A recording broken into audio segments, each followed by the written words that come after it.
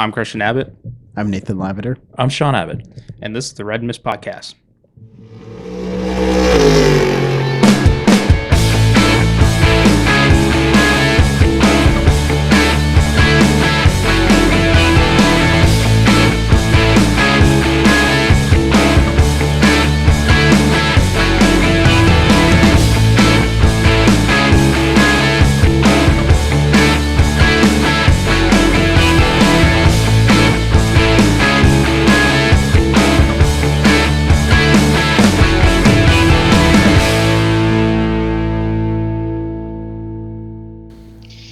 Hello, and welcome to episode 6 of the Red Mist Podcast. On tonight's episode, we're going to discuss NASCAR at Sonoma, Indycar at Road America, Formula One at Baku, and finally, Le Mans. We'll wrap the show up with some conversations about upcoming racing events and racing news. And gents, let's start with NASCAR in Sonoma, and a big congratulations to Daniel Suarez on a breakthrough win. Long time coming and well deserved. Very well deserved, and I tell you, it could not have come at at this track. It's really challenging to get a victory in itself. I mean, you've done a day's work at Sonoma, and I don't think this victory is going to be a fluke. I really see maybe Daniel Suarez maybe getting another win this season, because I'll tell you what, Trackhouse. Well, they have a rhythm going on. Yeah, they do. I mean, Chastain's got what, 2? 2 wins, one at Circuit of the Americas, which was, he won there, got his first win, and then stole the Talladega win. I mean, do I say steal? Because, I mean, Talladega's a crapshoot anyway. Anyways, yeah, it doesn't matter. Ron Bouchard stole a Talladega win. Yeah, right. Back in the day. Auburn, Massachusetts. Fitchburg? Okay, yeah, Fitchburg. Neighboring. They're neighboring. Anyways, same thing. Anyways, that was really cool. Good to see. Congrats to Trackhouse for taking it. I agree. I think it's I think that could, break the ice for him. I hate to say it. Well, so who else is he going to be driving for? Because who? Suarez. Is he with Trackhouse? Trackhouse? He's just Trackhouse. Yeah, he's Trackhouse's number 2 guy. So what team is Kimi driving for? Trackhouse. It's going to be the same thing. It's going to be Force 91 or Team 91 or something. I don't know. So Suarez has Project 91. Project 91. Suarez has a ride for the whole season. So Kimi will be making his debut at Watkins Glen later this summer. That'll be pure entertainment. August 21st. Yes, I'd like to. It's just the fact that Kimi's going to do it is amazing. He's making his return. I know, that's the best first driver you could possibly have. Yeah. But I did hear a podcast today on Motorsport, My Big Break. They had Kumi Kobayashi. And Kumi, and this is, they recorded it, Chris Medlin recorded it at Daytona for the 24 hours. And we know how Kumi is down there. They were talking about how I didn't realize how much stuff he's driven. They asked him, what would you like to drive? And he goes, NASCAR. Oh. So, Justin Marks, really? If you ever happen to be listening to this podcast, or Mr. Worldwide, if you're listening to this podcast, next guy after Kumi Kobayashi. Don't they drive? Do they drive Toyotas? No, they drive Chevys. So I don't know if that can really work. That might, yeah. So that leaves it like Joe Gibbs Racing then, huh? I mean, as the top Toyota team, well, yes. No, it doesn't matter. I'm just like, it'd have to be a Toyota, I think, for him to drive, because he's like a Toyota guy. Oh, that's too bad. But anyways, big win. I thought that was great. I was like, definitely coming. I mean, he's been snake bit, to say the least, Nate, right? Best way to describe it this year. Well, Daniel Suarez, I mean, look, he was the weak link at Joe Gibbs for the longest time.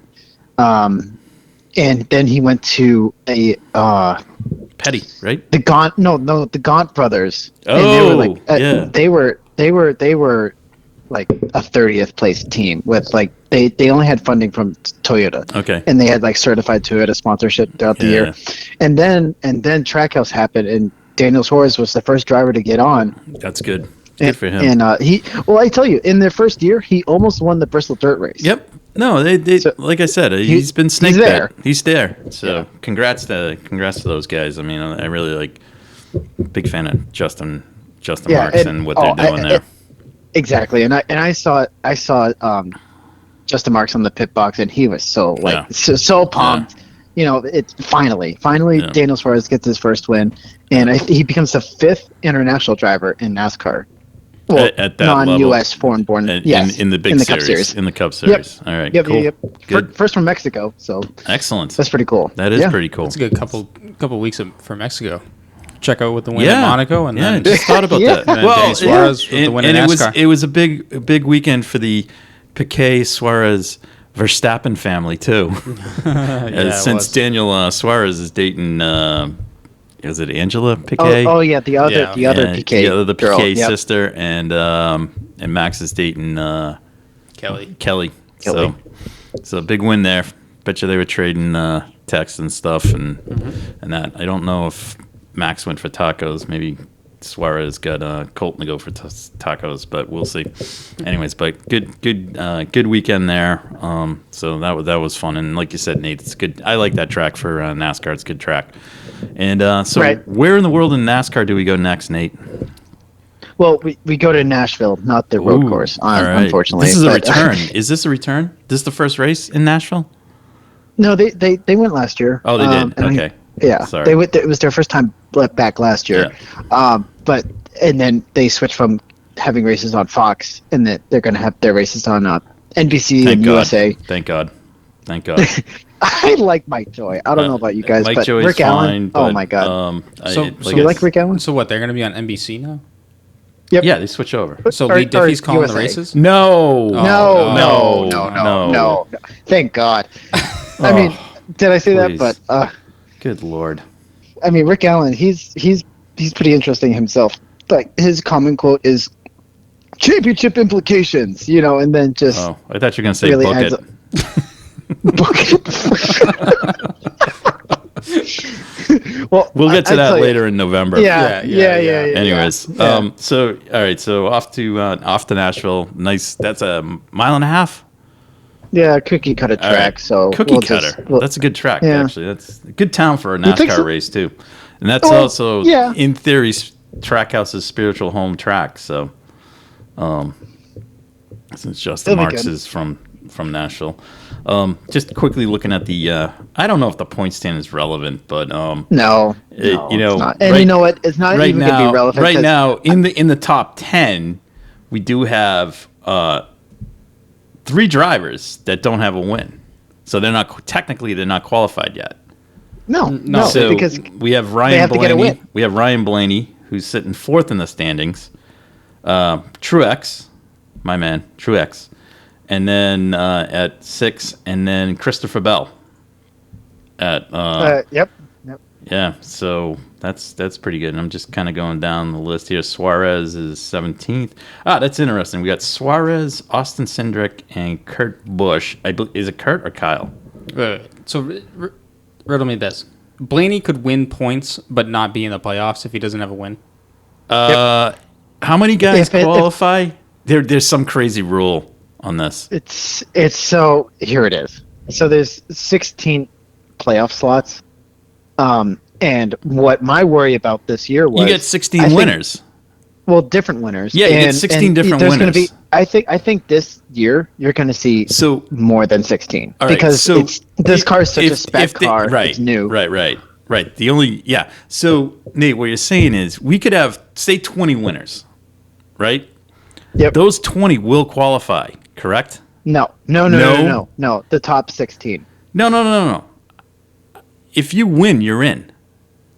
That's okay. That's theory. They say that, but they're expecting to have 16 different winners and nothing more. Here we go. NASCAR making up the rules as they go along. No. So this listen. This is why this whole playoff thing is dumb. It's Anyways, so dumb. I'm not going down that rabbit hole. We'll save that. Well, let me tell you, we need to get rid of it. That's my thing. I agree. So it's funny though because right now mailing it in right now is. Seriously, this is like Suarez could mail it in, Cindric can mail it in, and I can't decide if it's Kurt Busch or Kyle Busch right now could mail it in. Well, I mean, now the Christian question arises: will Trackhouse reach the championship four? Even worse. This is really who could mail it in. Denny Hamlin. Yeah. He's got 2. Yeah. I mean, this is him and Ross Chastain have been really going at it. So Anyways, so wow, this could turn into a hot mess. Yeah, a hot mess. All right, well, Yeah. we'll discuss that later. All right, so good start off there with the little NASCAR talk, but anyway, good to see. So Yeah. all right, So on to to Nashville. All right. Yep. Next up, IndyCar Road America. Yes, sir. Road America. I tell you, I love Road America, and I've never been there. That's and okay. that's just on. That's on the list. That's fine. We have. Yeah. Not for an IndyCar race. No, but you've seen But still. prototypes fly there. Yeah, that's so, true. So Wait. We saw the what was- Delta win. What was the name of this Grand Prix? Oh, this was the Sonzio Grand Prix of Road America. Because I'm convinced that Lee Diffie loves to say Sonzio. or Verizon. No, that's willpower. But So big news out of that race weekend was that Roman Grosjean doesn't like the Wisconsin cheese. Oh yeah. No, yeah, I heard that. You too. know what? And Christian goes, yeah, because he's French, and I go, right, and French cheese is really good. I mean, like, I'm gonna be honest with you, I'm not a big fan of cheese curds either. But I like Sargento. It's good cheese, goes great on a pizza.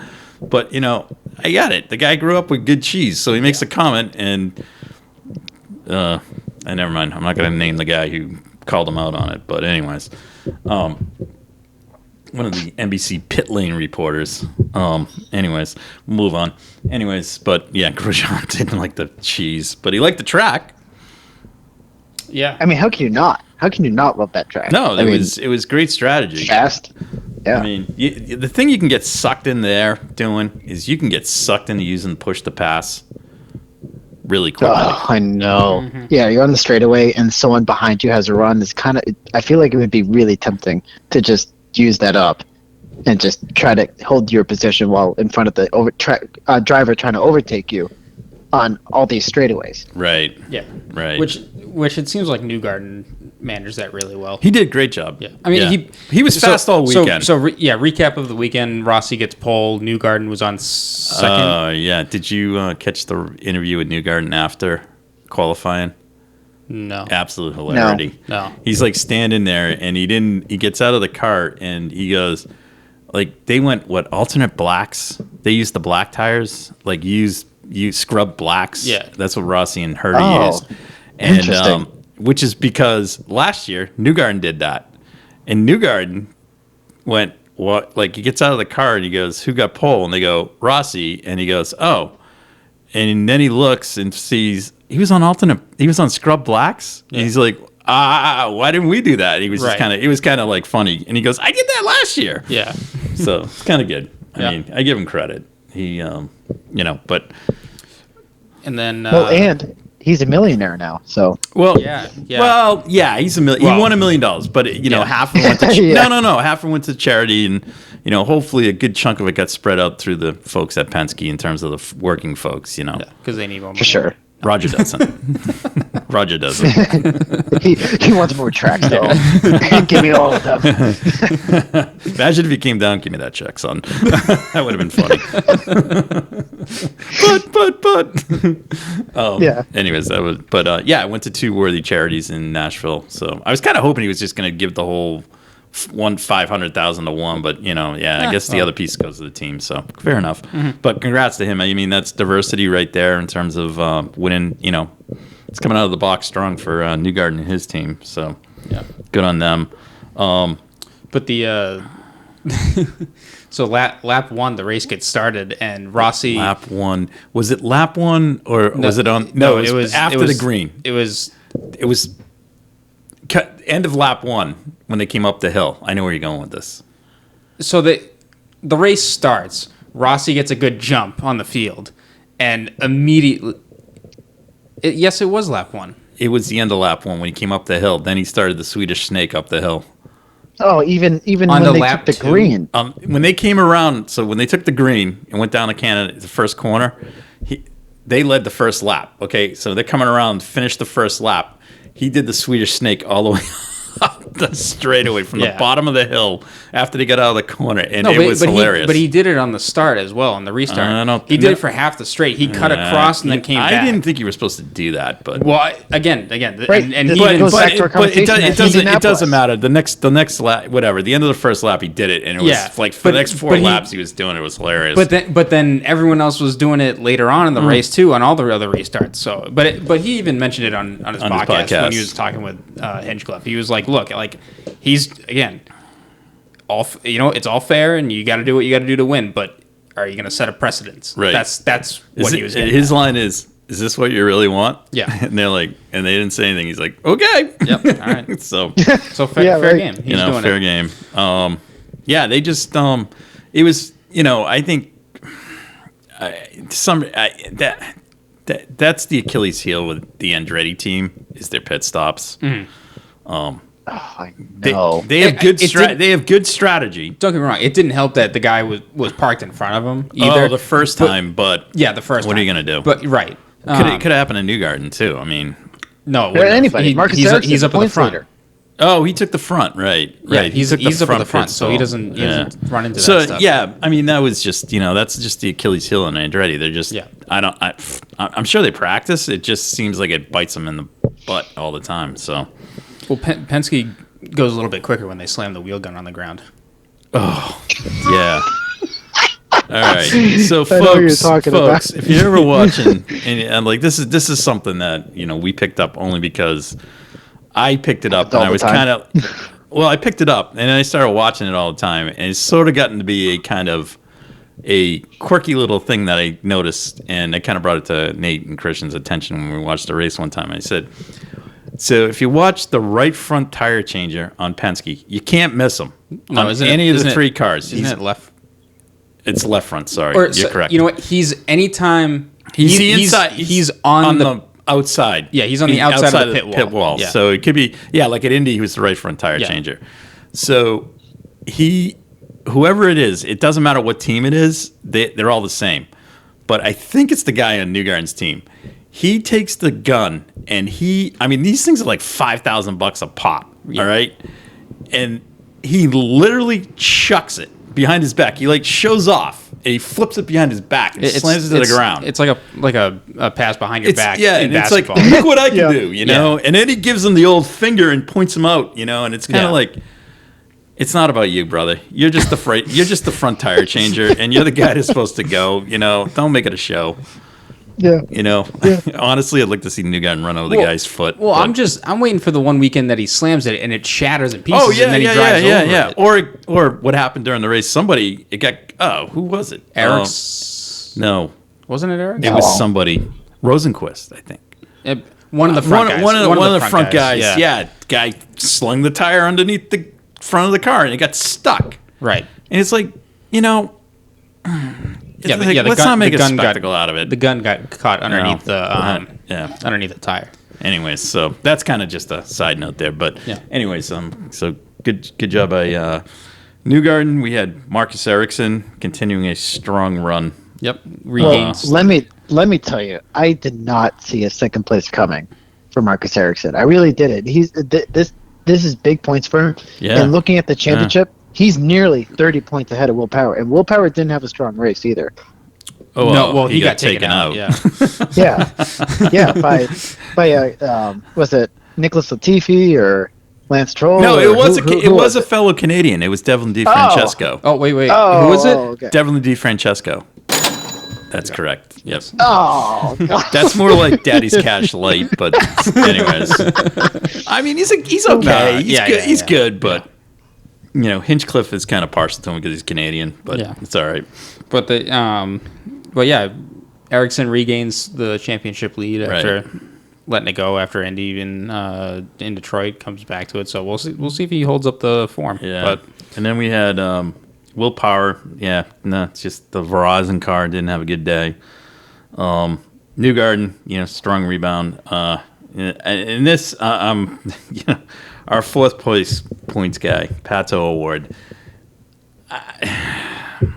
Here we go. Championship run? Is it a championship run? No, this is the slide.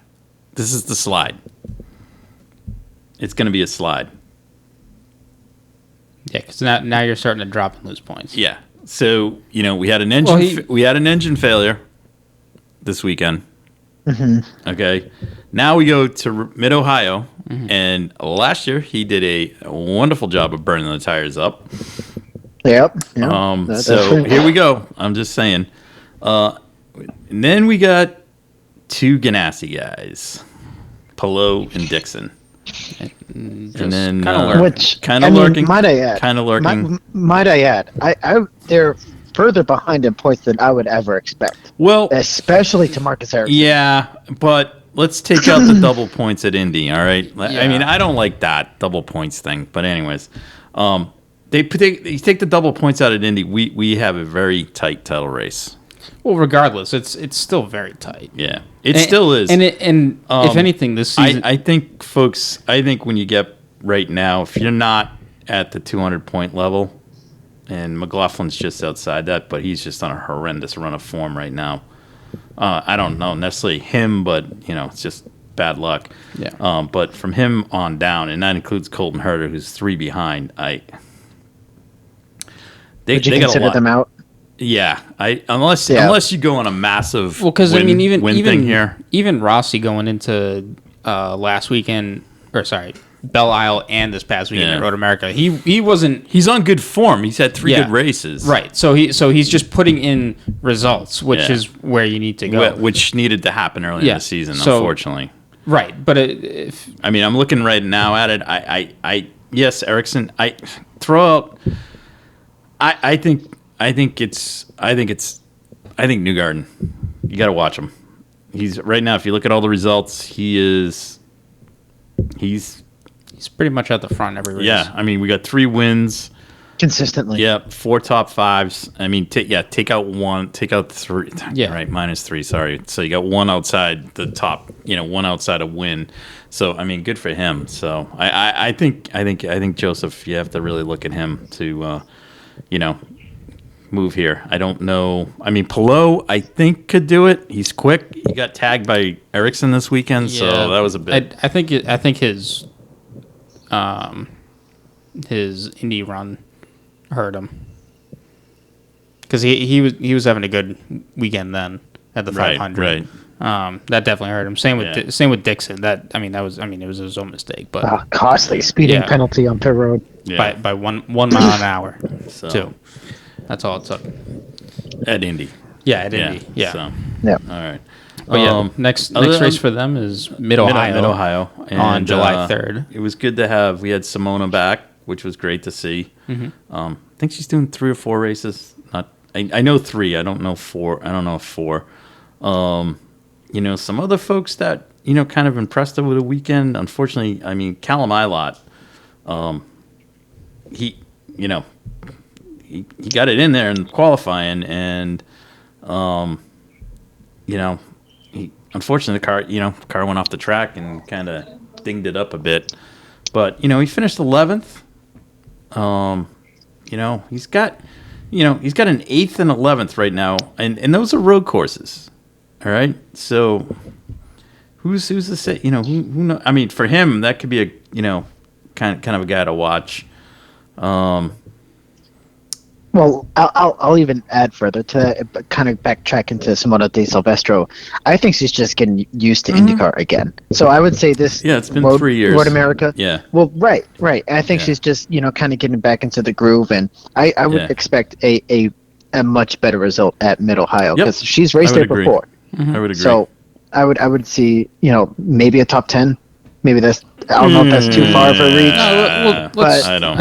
I'd say 15. I would say a top 15. Nate. I think top 15. I'm gonna throw a dart at the board and say a top 10 for Simona because I think now she's got a full grasp. Yeah, I'm not knocking her. No, I'm not knocking her driving ability. I'm just saying. I think even the drivers around her she finished 21st, and aside from Pato and Palou, who retired from the race, she beat Tatiana Calderon, Jimmy Johnson, Dalton Kellett, and then Elo Castroneves. Right. And then above that, to even get to 15th, you got to beat Kyle Kirkwood, Will Power, Delvin DeFrancesco, Rinus VK, David Malukas, and Takuma Sato. Right. So, there's a lot of talent in the field. So but that's the beauty of the series, because we're talking about Newgarden winning, but what's to say he has some bad luck or someone gets into him, like Dylan Francesco got into Will Power and knocked him out of the championship lead.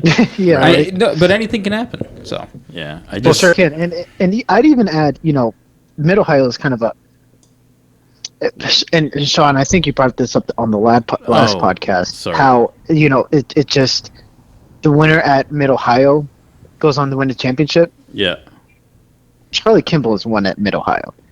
So I mean, after watching that kind of race, I kind of like anything can happen at Mid-Ohio. Because right.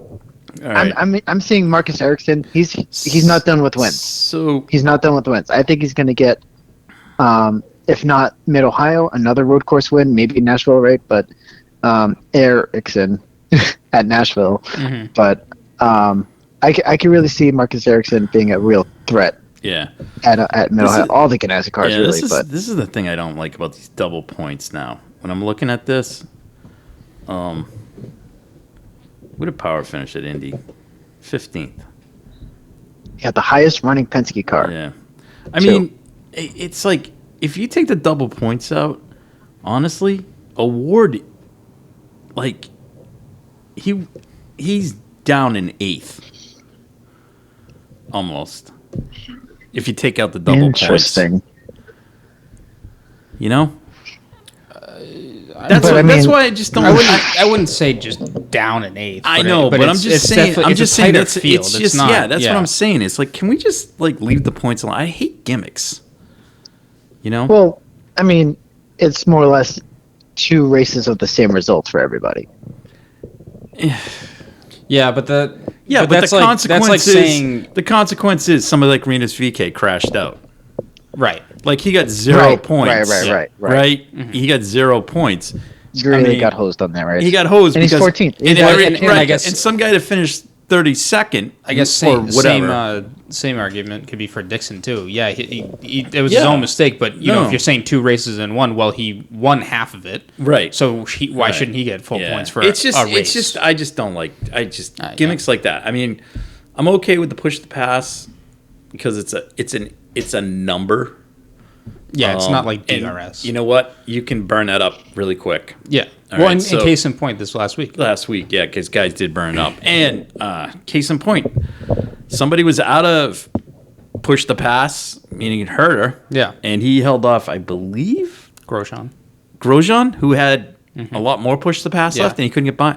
Was it Grosjean or was it? It was... Who was it? It was... Because they cut away. You and I were flipped out. No, Grosjean got by him. It was Rosenquist and McLaughlin. Right. That had push the pass numbers against Herta. Mm-hmm. McLaughlin kind of threw it off at one corner. He kind of threw it off. Rosenquist got by. Yeah. Chased Herta down. Had 30 seconds to push the pass and couldn't get by him. Yeah. And he used it, and, but Herta, defended, without, chopping and stuff. But that's the thing. You got to know where to use it, and how to use it and where to use it. So I kind of like that. So it's fine. So all right. So that's IndyCar off to Mid-Ohio. Who do you think is going to win at Mid-Ohio? Not Graham Rahal. Christian? I think a Honda will do it just because that's their backyard. Yeah. Yeah, right. The Honda Indy 200. Yeah. So, I think. I think it'll be a Ganassi win. If Ganassi wins, it's got to be on strategy. If Ganassi wins, it's going to be Palou. Yeah. Palou.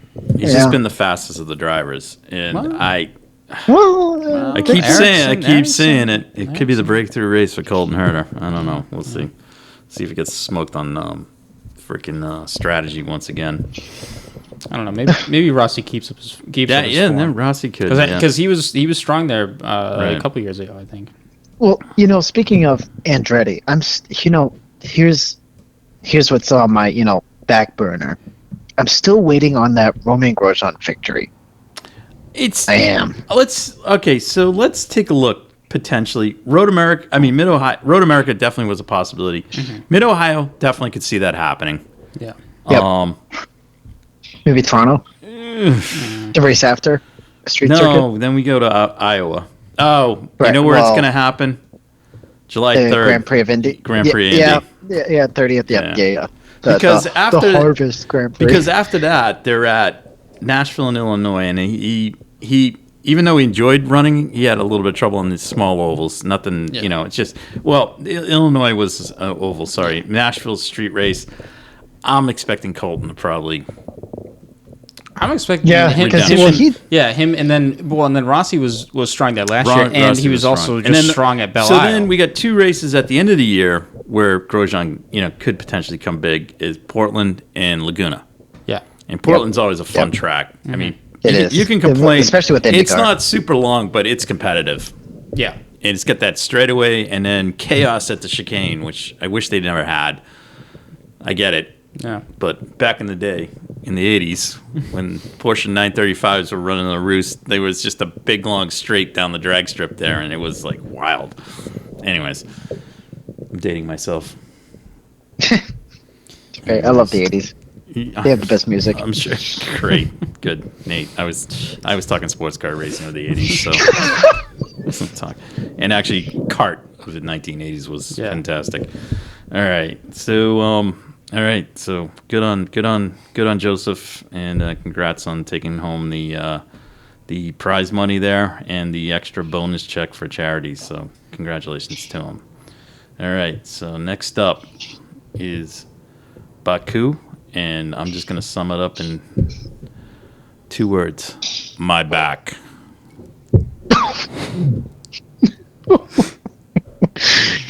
Moving on. Anyways, we'll come to that. We're going to come to that. So, porpoising.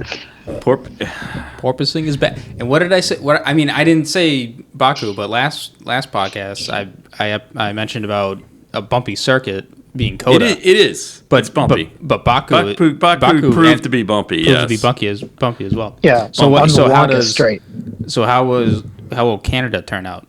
Same thing. It's going to be bumpy. Yeah. It doesn't look bumpy, but it's bumpy. Mm-hmm. It's got some. I think more so on the main straight. I don't really see it anywhere else. When you say the main straight, you're talking the out of the hairpin at the far end of the track to the pit lane. That's the main straight. Because when you make the right. Yeah, no, you're right. And then you're you right. make the left and the wall of champions. That straightaway bends. It's not as long as you think. No, it's a short shoot. It's a short shoot, and it goes into the first corner there. It's having been there, it's not as long as you think. But that straightaway in the from the hairpin to the pit straight, that's pretty bumpy, but it's very fast. Yes, not as long as Baku, but fast. And then on the back side of the track, it's quick. The only other quick place it would be into the chicane. I don't know. I can't recall how bumpy that is. It would be because you come around. What is it? Well, one is technically that bend after the start finish straight, and then it's the left. No, but I'm talking on the far side of the track. And then you come back around. You do a chicane in there, and then you do another chicane. The stuff that leads into the casino. Yeah. That straight that goes by the casino down to the hairpin's pretty quick. Yeah. That's what Kubica had his big off. Yeah. So such a terrible. Well, speaking of which, I mean, so I just really go ahead. Anyways, what? Well, no, I was just thinking, like, the Canadian Grand Prix has always just been a wild race for whatever reason. Something always happens, and it just jostles the top 3 at least. Mm-hmm. And one of my first races I've seen in 2011 when Jenson Button stole the Canadian Grand Prix from, having a miserable afternoon, and just Sebastian Vettel just screwing it up in one corner, and then Jenson Button just seals the deal after such. Yeah, I mean, that was a crazy race. I mean, especially for what the weather was that weekend. I mean, taking a quick look at the forecast for this weekend, it looks like rain on Friday, and then it's clear skies on Saturday and Sunday. So it might be one of those fairly straightforward races, unless you get what we saw at Baku, where you just have mechanical issues left and right. Right. But yeah, I guess Let's recap Baku. Qualifying was a shootout again, and I think that was the same. You could see that from practice where Red Bull and Ferrari were tossing back and forth the fastest lap. But Leclerc got the pole again, and then with Checo right behind him, and then Max on third, and then Carlos in fourth. Carlos had an issue, right, in qualifying? I couldn't tell you right off the bat what it was. No. Okay. But yeah. So then we get into the race, and it was pretty apparent that I mean, after lap one, you could tell that the Red Bulls had pace, especially race pace. They definitely weren't looking for the 1 lap speed. I mean, yeah, you could do it with tow, but they've definitely built a better setup for the race, considering that they were 10 kph more at the end of the straightaway than Ferrari. So I mean, just wait until Monza comes in and Ferrari has a real issue there in their own home. Oh, I know, and I'll tell you what, at Monza, that engine is it's very what's the word I'm looking for? Very much taxed because you're using it on all the straightaways. I mean, it's probably the most abused on all the races coming up, anyways. Yeah, it's gonna be a strenuous race for sure. But I mean, you go into then the race starts. Checo gets a good launch. Leclerc kind of botches it a little bit. Walks up in turn one. Yeah, which you could just tell from the onboard that from Checo that Checo just had a better reaction time than Leclerc. Beat him into turn one, and then got the run all the way down. And then let's see, Leclerc. Who had? And I'll also add that I was expecting Sergio Perez to just mop the floor with everybody this race. I expected him to just really make it 2 wins in a row. And I was just seeing, and that picture was being painted right off the start. Yeah, and then we go a couple laps into the race, and then Sainz loses has a hydraulic leak and has a brake failure of some sort. I mean, he just not complete loss, but everything just kind of locks up, and that the sensor overcomes the car. And then so then that throws him into a VSC, and everyone's slow. So then Leclerc pits, gets a little bit off strategy to what the Red Bulls and everyone else is wanting to do. And the way that the strategy was working, it was going to be a one stop, assuming no DNFs or anything like that, just a straight up race. And if you were going to pit as early as Leclerc did, you were going to make a really long stint on those hard tires. Because even after he pitted, both Red Bull, or at least Max was on the radio asking, he was like, "Oh, did he pit?" And after he heard back that he did, Max was saying that you could tell he was kind of questioning how much longer that they had to go on those tires.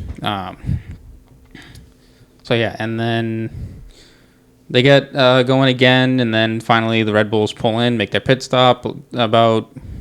I think it was like 10 laps later or so. So they got about 2/5 of the way in. So looking to make another 30 laps on the hard tires to the end, which is about what you expected, how to break down the race for a one stop at least. And then after Sainz had his issue early on, then the Ferrari motors just started to go. Leclerc's engine blows down the main straight, and then gives Checo and Max the lead for the Grand Prix. Did Max pass Checo at that point for first? I think it was. I don't think think a couple laps later because Checo was pushing pretty hard at that point, and then you actually mentioned to me during the race that you were like, "Why is he kind of slowing up?" And his lap times were falling off. Yeah, and he had burned the rears. He was burning the rears. Yeah, off. It seemed that the guy, because he was pushing, trying to break away from Leclerc. At the beginning of the race. And then I think he was trying to build a gap. Mm-hmm. And then, because he kind of fell back, and we were kind of like, what's going on there? Yeah. And then that's what happened. I mean, he burned the rears off, and, I know it's kind of, they got the old, when Max passed, no fight, but I'd like to hear, there's no reason they can't give out the radio transmissions before that. Yeah. And it's just, things are edited. I mean, it's like, it's just, you have to go, I guess if you get on. Survive. Yeah, I know. Or exactly. Exactly. Fortunately, I did not watch this race nothing against ESPN, but I didn't watch the Sky broadcast of it. I kept it on the F1 TV app, and it was much more enjoyable to listen to the race. Got a less biased opinion. Side note, I got to say the Monaco Grand Prix, when we watched it there, and they had Alan McNish yes, as a commentator. He's fantastic. He's good. If anyone ever wants to watch, and I will listen say to a lap real that quick, he does, he is really good. Yeah, real quick about the F1 app. Not so much the play-by-play guy. I know there was somebody filling in for Will Buxton because he was on his honeymoon. Mm-hmm. But Julian Palmer does a great job. Just doing the color stuff. Yeah. I'm not 100% certain. I think they're doing a lot of this from back at F1 headquarters. Back in London. There's only a couple of them that are actually at the race. So Julian, but he does a great breakdown of the races afterwards. So if you have F1 TV app and you paid for it, does a great job of that. He did a great job recapping the Monaco race. So I'm kind of curious to see this one. Probably break down the gap that closed between Leclerc and Verstappen possibly. Mm-hmm. And then the other big highlight I really enjoy is, and it's somebody that I personally have just enjoyed following since I became aware of Radio Le Mans, but he has since graduated from there as a part-time broadcaster on their Le Mans races. But it's Sam Collins. Sam is wild. He's got great insight. Engineering mind. He really kind of a student of what's going on during the race and stuff, and he brings it. So so that I kind of really enjoy those guys. And then their post race broadcast is kind of fun because they have was it this week they had Stoffel Van Dorn. They had Stoffel because Nick De Vries was at Le Mans. Yes. So they had Stoffel, and he was pretty good. And it's always fun because he's kind of relates. So they always have a driver like Pietro Fittipaldi does it quite a bit. So good stuff. But so I wish they could get Martin Brundle over. That would be fun. Anyways, I like Martin. And then, all right, so back into the race then. Leclerc has his engine blow. Red Bull's inherited. And that just... K-Mag's engine then blows later in the race. Well, Zhou's went first. Well, four Ferrari engines. Guan Yu Zhou. Guan Yu Zhou. Sorry. Yeah, props to him. He was on a charge. A great race, yeah. And he was outdoing. So there, anyways, outpacing Bottas and looking at points and a good finish. Yeah, great finish. And then he, basically, it was boxed the car. And he's like, what? And that was like literally 5 laps after Leclerc's kablamo. Yeah. And then K-Mag, again, on another run through the field. And, it's like, we're kind of like, oh, this is going to be interesting. And, we're like, I'm thinking, 8th, 9th, 10th, he's going to salvage some points. Right, just some, but enough for Haas to... get points. Yeah, just keep the points momentum going. And then, boom. Yeah. Car slows up. Nothing, no contact, no nothing. And, it's another Ferrari power unit. And, it is just, it's unbelievable. It really is. I don't know. How do you get through that? Do you just keep going through crappy engines, or is it it's something has to happen? Ferrari's written off their engine now. It's done. Oh, so is he taking a penalty this weekend? Oh no, well, it's not going to be this weekend. So there's a whole thing with that. We'll get into that after this piece before we get to Le Mans. But Nate. Red Bull figured out what the problems were with their engine, and they haven't had any issues since. Okay. So with the Ferrari, Red Bull can solve their problems. Yeah, but the issues that Red Bull had, I thought they were those. I want to say common parts because they're like FIA regulated. So it wasn't even I'm not going to get into going down that route, but they had some kind of problem in the powertrain or the power plant. Right, but at the beginning of the season, it looked like Ferrari was indestructible. I understand that. So what's not to say that that Red Bull's going to have problems later on? Because they're not Italian. I mean, and I'm Italian, but I mean, Jesus. I mean, Ferrari motors, Italian motors are meant to blow up. Yeah. I'm just. Is that a pun? It is a pun, but I'll be honest with you. I mean, if I'm Leclerc, now I'm starting to think that people are like giving Sainz crap about some of the driving. He's got involved. Well, yeah, he's had a couple. Exactly smooth. He's not smooth, but he's had some incidents. But at the same point, the amount of points that Ferrari's thrown away for Leclerc is hellacious. Is hellacious. Yeah. I mean, the joke or the meme that we all kind of were laughing about was that Verstappen has more poles from Leclerc than Leclerc has wins from Leclerc poles. Yeah. I mean, it's WTF1 put that one. Yeah. Out, and I'm so like, it's true. Yeah. So and then the big story is. If they can't, so they have to go back. They have to take whatever. So they have to use the way they get away with this is they have to switch a turbocharger to a turbocharger that was previously used. I heard the ICE went. Okay, whatever that is. Okay, that's so the whole combustion engine. Well, there's some. If you have to change the whole, like if everything comes out, he's got a grid penalty coming. No, so right, you're allotted.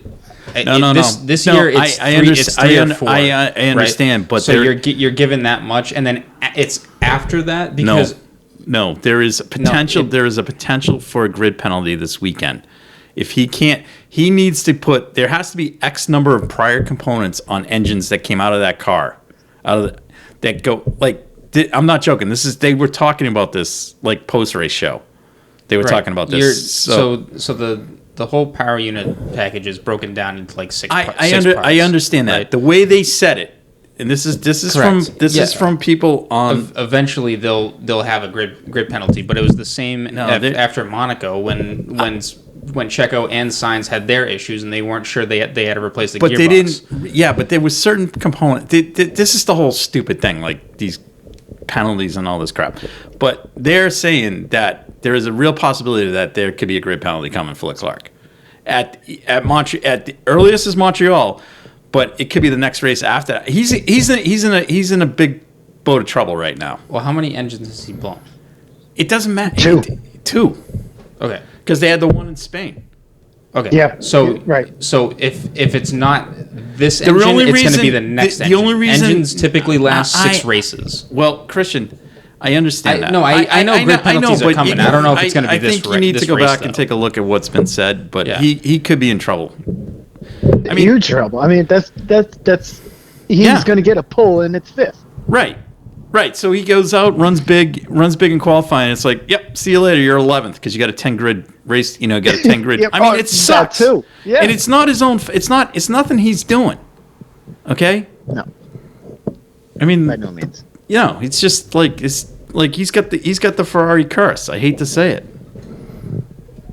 Right. I mean, it's the same list: Fernando Alonso, Sebastian Vettel.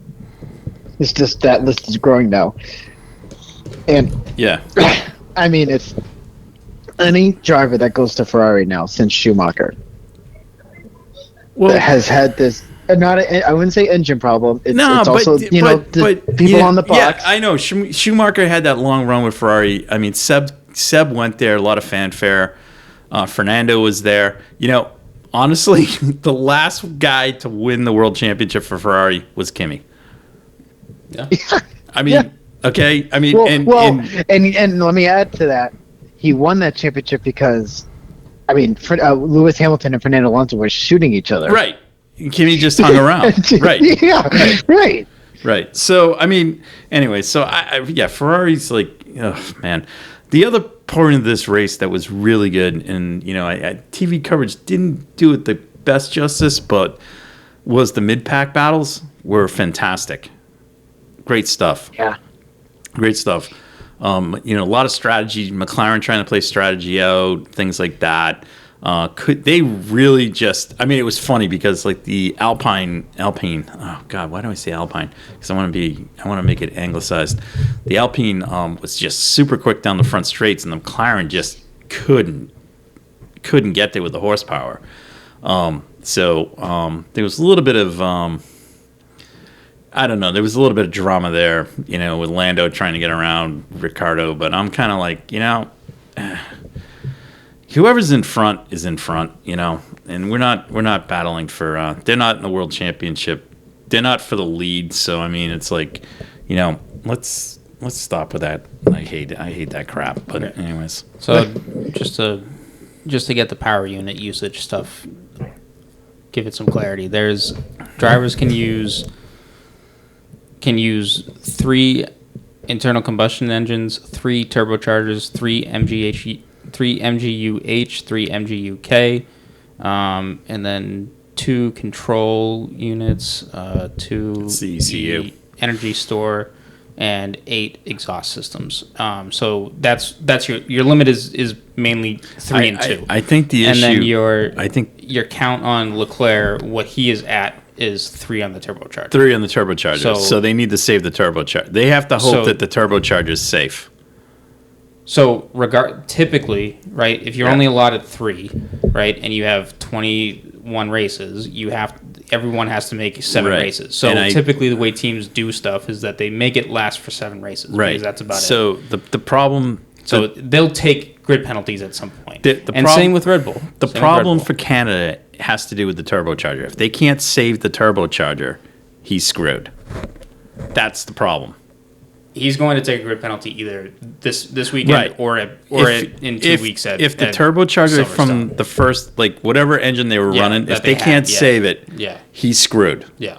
I mean, and you can't. I mean, I'm sorry, getting buried in the pack here. But I will say, but this is also how this rule works, because you can take a new one, right? So for the next 2 races, they could take 2 new ones, but then just keep reusing those 2 and then not have to use it later on. So Alpine with Fernando, they got problems too. Yeah, Fernando's at 4 engine, 4 turbocharger, 4 MGUs, and then 3 control and energy storage, and 4 exhaust. He's already. I mean, but he took the. I mean, typically when you do this stuff, you'll take it and then just start from the back or the pit lane when you had a bad qualifying. Like usually that's where you try and save yourself. There is just by doing that. But whereas you're Ferrari and Red Bull and Mercedes, you don't usually do that unless you have a bad qualifying. So a little bit of drama going in there, but not now. Let's just kind of recap. Let's just kind of recap. So Checo finished 2nd. Yeah. Mr. Sunday now, Mr. Consistency finished 3rd. Yeah, that's right. So I called it, didn't I, fellas? Yeah, that's great. That's cute. That's how I describe. That's how I describe George. Cute. Anyways, now let's get to the story. All right. I mean, this is just. I mean,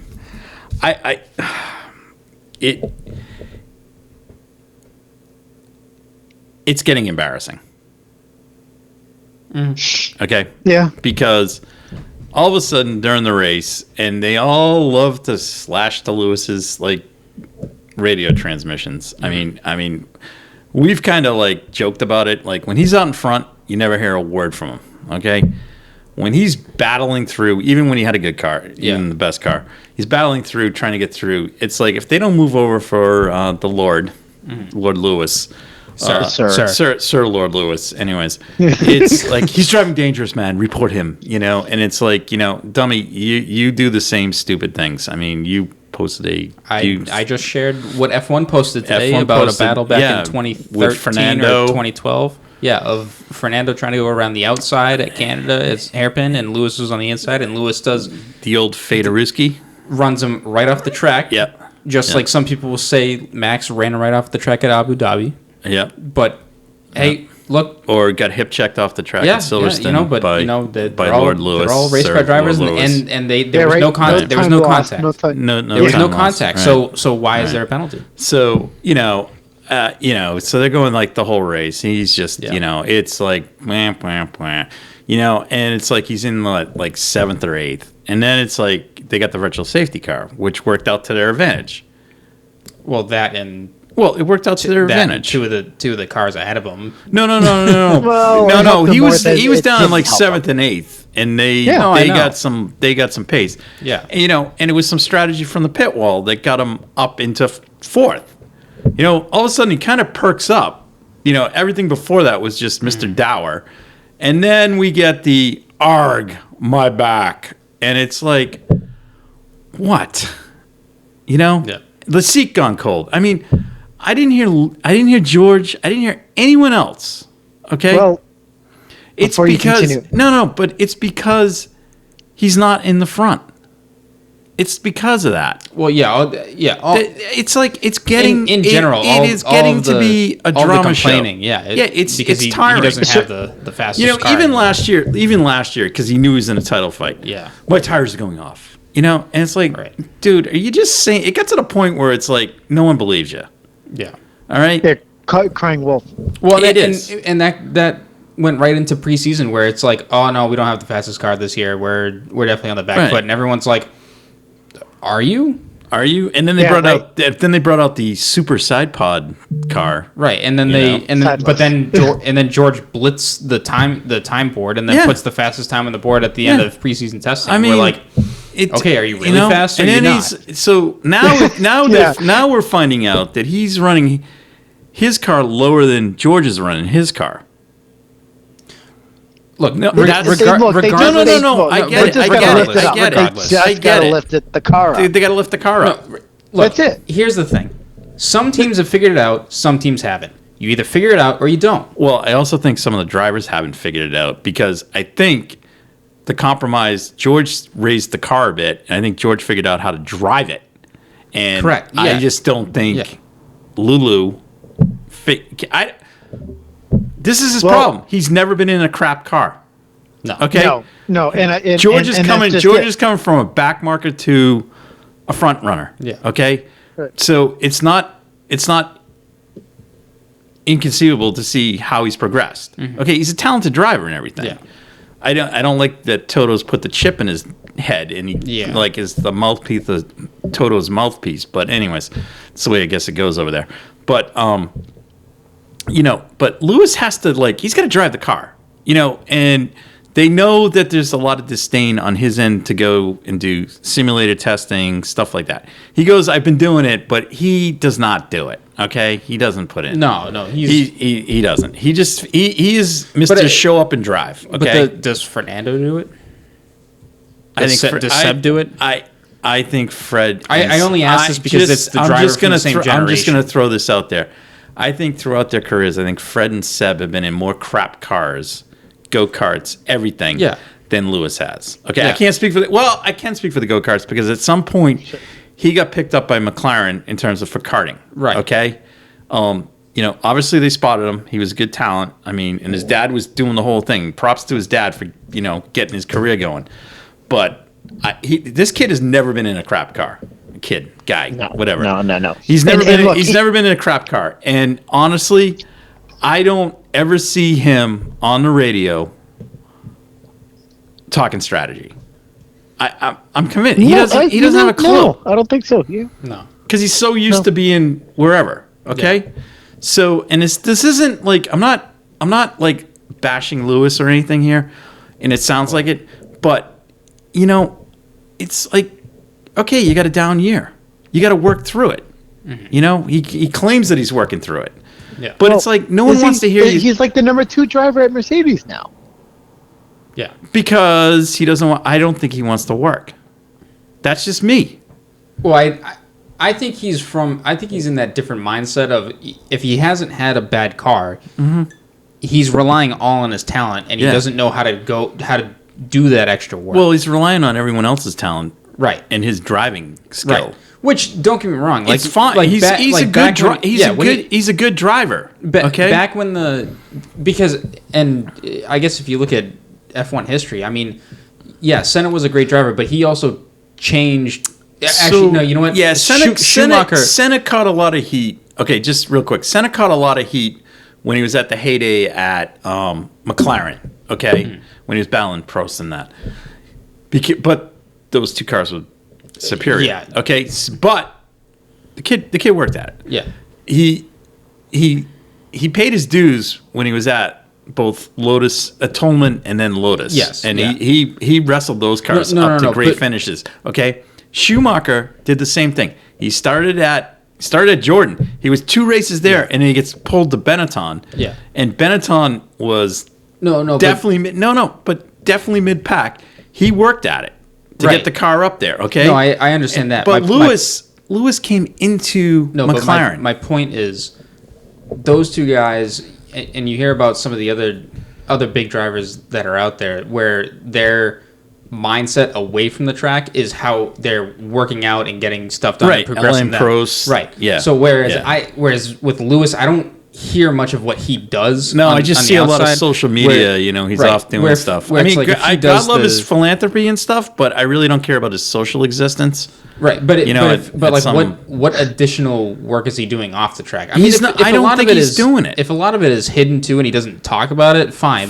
But if that's the case, then your results missing talent. But if that's the case, then the results in the car at this point. So he should be at the factory in the simulator, doing stuff. Right. And those results. Now I have a suspicion that George is probably at the. I don't think George is not at the in the simulator. Yeah, George definitely has the drive. Yeah, which for Lewis, it's like. Well, I guess the question raises: do you want the 8th title? Anymore? Do you want the 8th title? But is this how you've always been? That's my question, and I have a sense that this is how he's always been.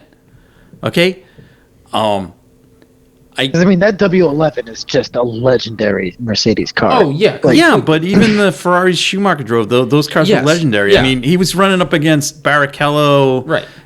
And Massa and those guys. I mean, seriously, he was the number 1 driver. We know that. Yeah, but I mean, but I can't question that Michael didn't show up at Maranello and didn't work. But you could see, I think it's he's very Nicky Lauda. But it was also the same mindset of Vettel too. Yeah, Vettel. Yeah, where he's just there and he wants to work. But even like this weekend, like if you look in the Aston pits, like I know Vettel makes a pass and like I know it went wrong and he went down the escape road. Yeah. The team was still like, they were like, and it's like when Daddy's Cash does it. Oh, thank you. I mean, it's like a crash fest, and these guys got to work on the car. And props to Lance. It was a great job. You finished the race without actually getting in a wreck this weekend. That was 1 out of 4 sessions this weekend that you didn't wreck a car. Congrats. Jesus, those mechanics should be getting a bonus, but God knows they won't. Anyways, but I all right. I mean, Lewis is going to come back strong. That's what he says. Yeah. He's gonna race. He's gonna work through it. He's never gonna give up.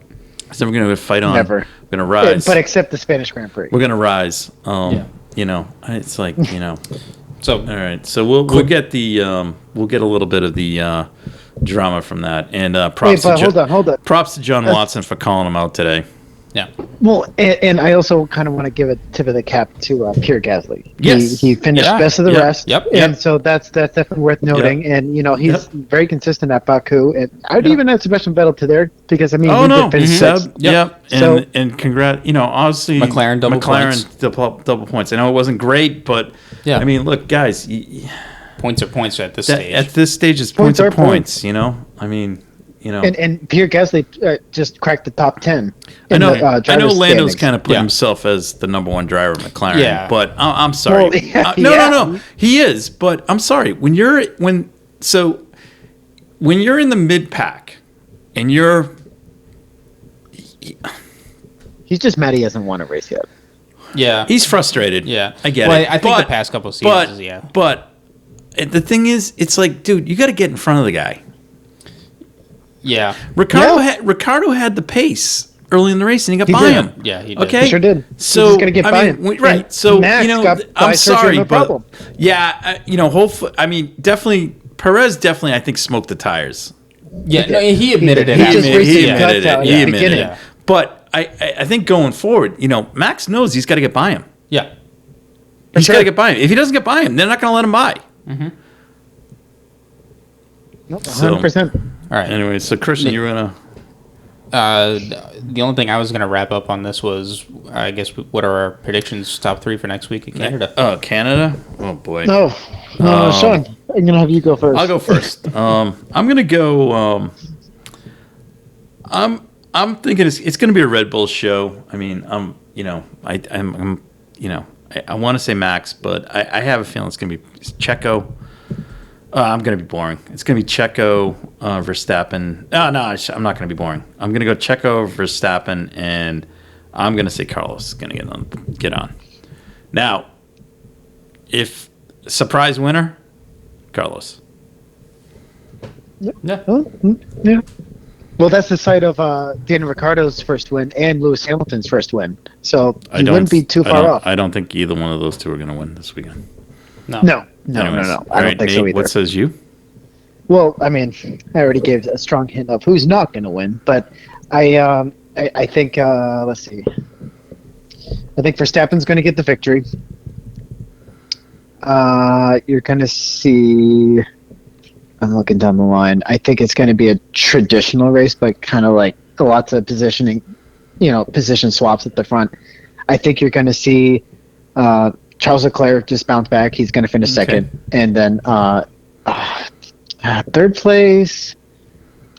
I think you're going to see just Ferrari bounce back into all in all, and Carlos Sainz will finish third. I thought you might say Russell, which wouldn't be fine. Which would be all right. No, I mean Russell's going to get a fourth. No. But if Russell got a podium, I wouldn't be surprised. No. And you know what? But I think the key with Mercedes though is how bad the car is.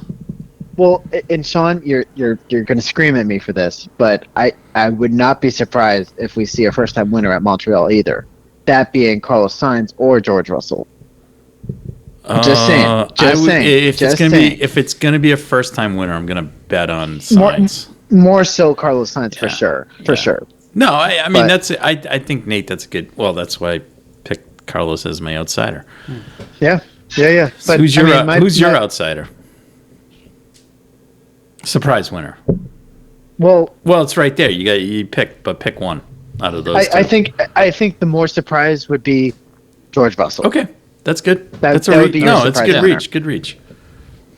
All right, I'm gonna say Ferrari bounces back. Leclerc. All right. I'm gonna say Ferrari 1-2, Leclerc, Carlos, and then I'm gonna say Max. Okay. Because we're going to more of a traditional track, not a straight. Yeah, and I think Max is gonna be. We got a 21-point lead here. Yeah, he's not gonna. He's gonna be more level. We're starting to see this out of Max. Yeah. I think he's starting to realize just finish. Yeah, collect points. Yeah, that's the bigger goal. We mentioned this about our thoughts of last season too. All he had to do was just finish those races, and it would have been a much more controlling season. If you didn't get hip checked off at Silverstone and you finished second, yeah, it would have been over like 12 races before. Well, that or even if you just finished at Baku. Well, that was a tire failure. No, but that's what I mean. You know, if you just finished the race, right? Did I say dirty driving at Silverstone? It's noted now. I thought he was passing.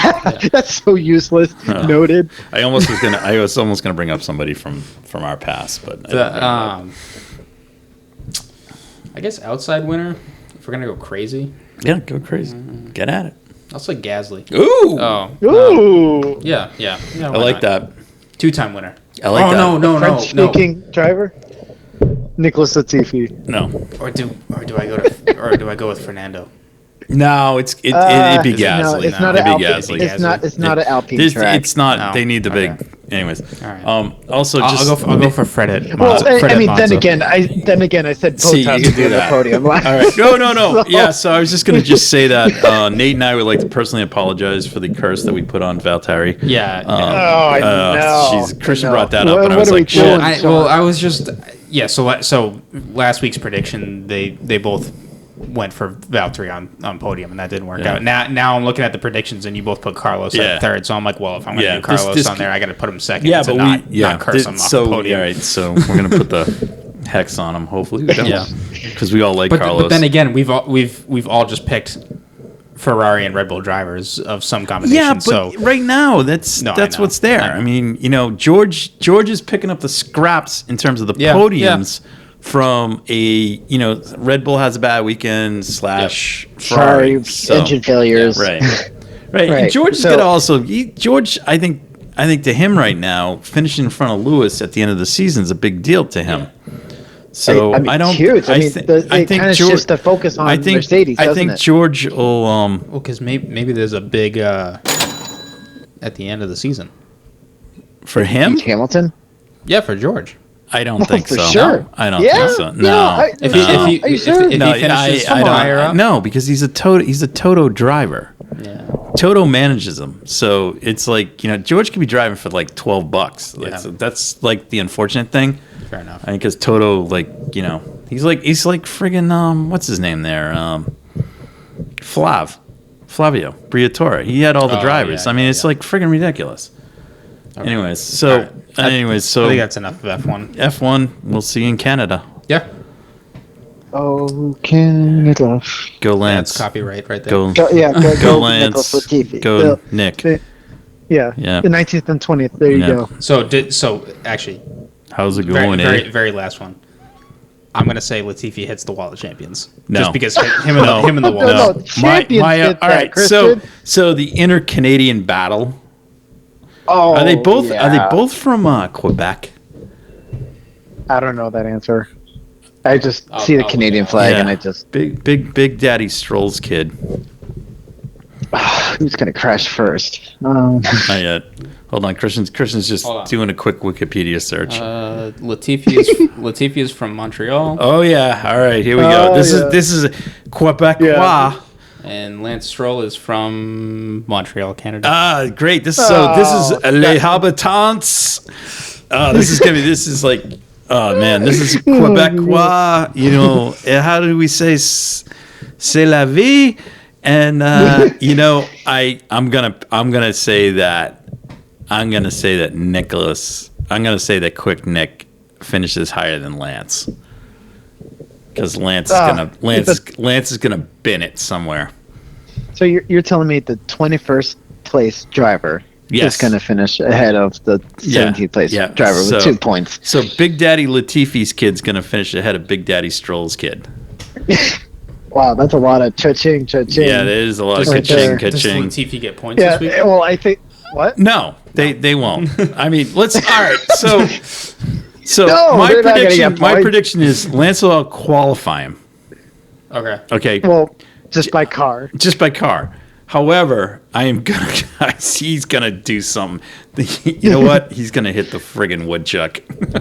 He's gonna do some heroics and yeah. Oh my god. Yeah, I'm telling you, I think. What if they take each other out? Well, that would be a proud day in Canadian history there. No. What's the animal going to be this year? Because there was the groundhog. But there was the groundhog, and then there was the seagull that Vettel had. Oh, did he destroy a seagull? No. He didn't destroy it, but it was on the inside of the turn. He got distracted. He got distracted. Yeah. That's too bad. Like, oh god, if he had a seagull, that's a mess. Is there going to be a Komodo dragon on the track? It's almost as good as Fernando hitting a bird at Indy. Both birds. Both birds. He hit it with that. That was awesome. It's looking like Randy Johnson's pitch. Yeah, Randy Johnson. Anyways, I'm gonna go for Latifi to finish ahead of Lance. Ugh. Yeah. Now this is like shout out to our former hooligan fans if you're on the podcast, but I feel bad because those guys aren't going back this year. Yeah, okay. Yeah. They're doing something better. No. Well, no, because without them not going, now that they can do the 6 hours of New England. Oh, right. Yeah. See? So they have it. Yeah. We're going to another prestigious. I always like the stuff that they do. Oh, it's like Alex. Oh, did Charlie actually go? I think so. I know Alex. I think Rich Hemingway. Alex and Rich. Yeah, they always have a great crowd that goes there, and so it looks like a lot of fun, and we want to go with them. So the next time we can do it. Or just get a big group and just go. It'd be awesome. Yeah, it'd be so much fun. Yes. But I got my passport, so definitely doable. That's good, Nate. Yeah. That's great. Yeah. That's great. Well, we leave you at the border. Nate. I got a passport too. Anyways, so I mean, we can get to Canada. That's great. I don't think you need a passport to get into Canada. It's probably the passport more important to get back into the States. I would just take the passport, period. I even traveled domestically with a passport. I don't want any problems. Anyways, so... Well, I mean, I went to Mexico last November, and no one knew who Sergio Perez was. Yeah, but where in Mexico did you go?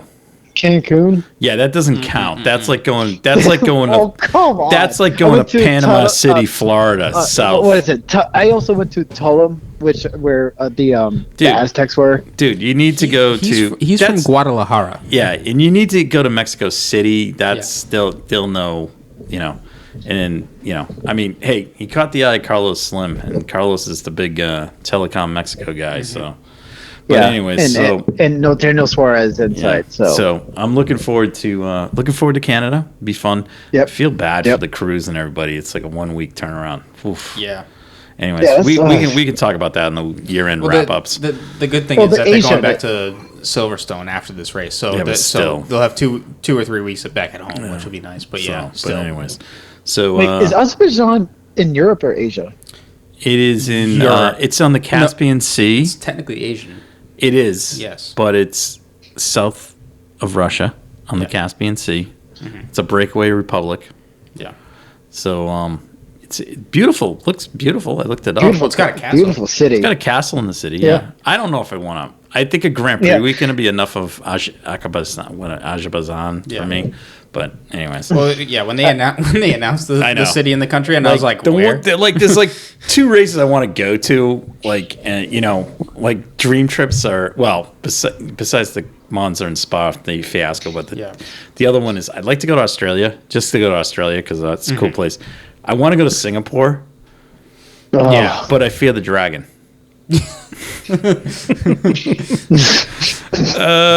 There's a dragon on the track.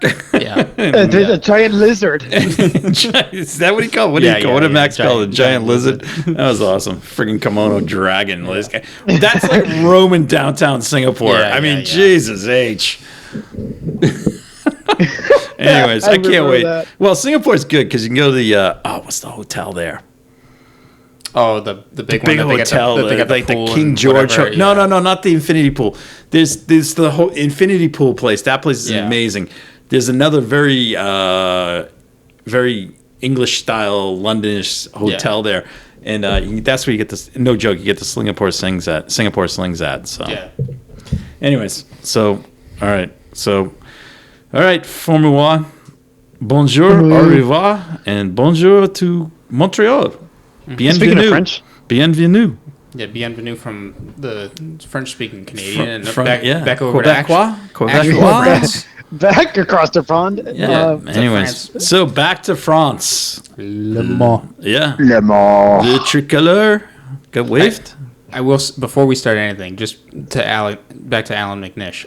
If anyone ever wants to watch a commentary lap of Le Mans. Oh, is one he did for Radio Le Mans? Yes. In Truth in 24? Yes. Fantastic. Catch his those guys did a great job with that. His play-by-play on a lap around Le Mans. It is one of the most amazing laps with commentary I've ever John seen. Hindhaugh did a great job of setting that up. Yeah, so and it's just the passion that he has for it too. It's great. So last week I spent from Wednesday through Thursday. Oh God, folks. All I can say is get the Motor Trend app, and you will not be working on Wednesday and Thursday. It was It was wild. I was doing weird hours. Anyways, wow. It was such a great build up to the race.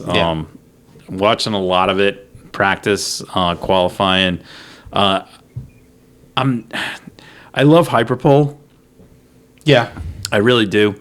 A couple things on Hyperpole. I really like to see. I know it's going to if the way they do it. Hold on. So let's just explain the format. Qualifying. Yeah. So the format. There's practice on Wednesday. There's practice, free practice 1. Yep. The next session it should be considered free practice 2. However, it's not. It's qualifying. Yes. So the top 5, top 6, 6 from each in class. So there's 24 cars because there's 4 classes. Those six cars move to Hyperpole on Thursday night. Do a shootout, and then basically. Later Wednesday night, this is fantastic, and I mean, this is like 10 o'clock at night their time. Yeah. They have free practice too, which goes to midnight. Yeah, to get some night hours. It's wild. Anyways, great stuff.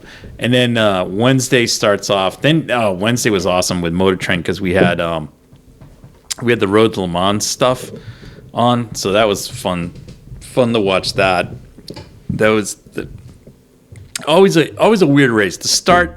Even when Christian and I went in 2016, we went for the first one. The start is a crap show. Guys off the track and everything. But then once the race settles down, the finish is amazing in LMP3, it's a great class. And then in GTE AM, so it's all GT3 cars with a AM and Pro driver. It was wild finish back then, but even throughout the years, it's been that way. And then, so they have 2 races, one on Thursday and one on Saturday. And then you get into the afternoon sessions. You have free practice 3. Then they have Hyperpole, which is just a 1-hour shootout for pole position. Now, I personally would like to see somehow try and get this to maybe it's an hour and a half so that you have a 20-minute actual by class or something. I don't know, some way they can break it up. Well, actually, when you put the GT cars out there by themselves, you can do it. You have 20 minutes of the LMH cars out there, the hyper cars out there, 20 minutes for the LMP2 cars, and then 20 minutes for GT Pro and GTM. I really don't think there's the need to be, because you only got 12 cars at that point. So, again, wild. It was crazy. It was back and forth. LMA, the hypercar class was crazy. Guys were just going for it. It was great to see. They were really, the race directors were really implying the track limits rule. Unfortunately, Glickenhaus got burned on that a couple times. Fast laps, but they clearly ran outside the line in the last corner. And the thing is, straddle the line, you're fine. Go outside it, you weren't. And they were outside it. Right. But I think it was more so the drivers pushing it. So and I think that's Jim Glickenhaus saying, "Go for it. I don't care." Yeah. And right. I know at the end, Christian was like, "Oh, they were like a minute and a half off or something," but that's not really true. They were a lot close. Really. If you throw the track limits issue out, they were a lot closer. And the Toyotas were really cutting it close, and they even admitted it. Yeah. So that was great. LMP2 was a dogfight. GTE Pro was just, all I can say is America 1-2. Corvette. Yeah. They came to play. Mm-hmm. And, Ferrari, I think, got a little bit boned on the BOP. Yeah. Porsches were nipping at the Corvettes. So they got the BOP right on the Corvettes and the Porsches. I think they were a little drastic on the Ferraris, so I'm not quite sure what was going on there. And then, GTEM was crazy. I mean, there was the Astons, the Porsches, the Ferraris. I mean, just wild stuff. So that kind of led into free practice 3, which is 4, which is Thursday night late. Not a lot. There was folks played it safe there. So not a lot of folks went out. And then get up early Saturday, watch the warm-up. A little bit of drama there. There was one driver who got banned. Oh, yeah. I did. In LMP2, he got... There was a driver that we had a silver driver. Yeah, incidents. So this actually worked out well for that team. And that is the... Oh, God. It's WRT. Was it a WRT? One of their LMP2 cars? So... The story goes is the silver driver in LMP2, he had a couple of accidents during free practice, and the FIA summoned him to the stewards room and gave him a talking to, and basically told him that it is you can't race anymore because you're being a danger to the track. So the team was like, well, all right, and then they went out and got Nick DeFries as their replacement, and instead of them driving in the because I think there's a Pro-Am class that runs in LMP2. But they went out and they were like, well, we're just going to pick up Nick DeFries and we're just going to transfer up to the Pro class. So, and they ended up finishing 4th in LMP2, so 1 spot off the podium by less than a minute. Right. And in LMP2 class, it was so tight. So tight. And what was it? It was the Jota cars and the Prima Orlin number 9 car in second place the whole time with Robbie Kubica and company. Yeah. So the Mighty 38. Big fan of that. If you ever want a good show to watch on, I don't know if it used to be on Netflix, but you might be able to find it on YouTube, but definitely find it on Prime or Apple. Is Road to Le Mans? What is that? It's with the Jota team. It's with Harry Ticknell, Simon Dolanson. They basically did like a documentary. Yeah, they did a documentary, and great insight into the backside of Le Mans. And the year they shot it, they actually won. So the Mighty 38 actually won. Props to Nick DeVries, man. Just coming in on friggin' last. I mean, he was there. He basically just shows up and wins. He was there. He was there for Toyota. That's just it. Gotcha. He was there for Toyota, but I mean, he was. God bless him. Did a great job, and the race. It went the way I thought. I mean, from a. I think, kind of from a sexy story thing, I think it would have been great if Glickenhaus won. They gave it their all. But, I mean, you're talking about a guy that's financed. They podium, right. You're talking about a guy that's financing the team out of his own pocket, who's a passionate race fan and historian of racing. And, for him to put 2 cars on the grid and in hypercar and be competitive with Toyota. So that means next year when these other teams come, whether the DPI and whatever it is, LMDH, the Glickenhaus could be there. If he could get some backing, could